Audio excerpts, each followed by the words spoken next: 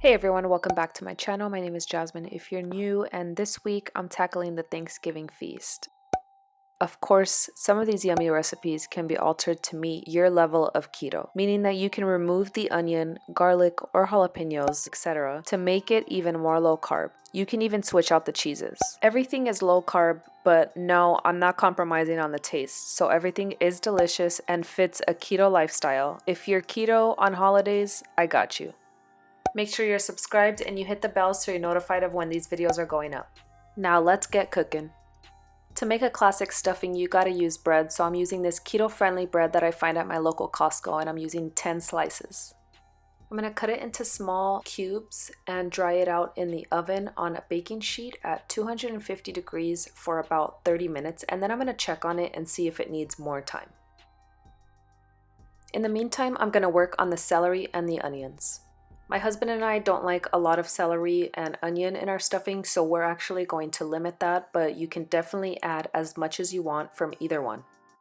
Just make sure you cut them small and evenly so that it cooks evenly, and dice some white onion as well.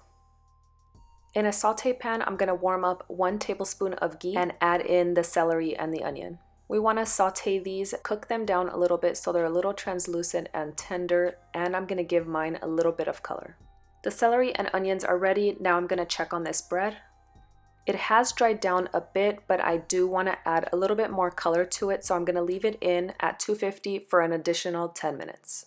I also want my bread to be a little bit more toasty so it can withhold the egg and all of that chicken broth that we add to it, so it doesn't become a soggy stuffing. To a greased casserole dish, I'm going to add the bread in, and on top of that I'm going to pour in the celery and the onions.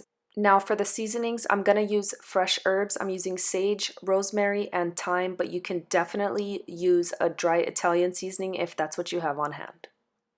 I just had a lot of fresh herbs for a lot of the other recipes, and I really enjoy using fresh herbs when I can. I also used salt and pepper to taste. 2 beaten eggs, and I just poured it into the casserole dish. In this video, I share with you how I make my chicken broth, so I'm going to use 2 cups of chicken broth and add that in.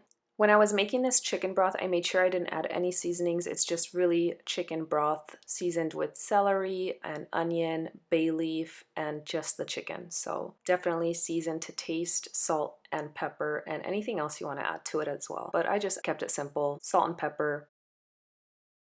Here's how it looks after I've mixed it all up. I'm going to cover it with foil and put it in the oven for about 35 minutes. Baking at 350, and then take off the foil after about 35 minutes and let it toast up for about 10. This came out so delicious. It's actually one of my favorite sides that I created this year for my Easy Keto Thanksgiving Sides series. I hope you try out this recipe, and there's more coming. If you like this video, please give it a thumbs up, share it with your family and friends, and don't forget to subscribe. Hit the bell so you're notified of when these videos are going up, and thank you so much for watching.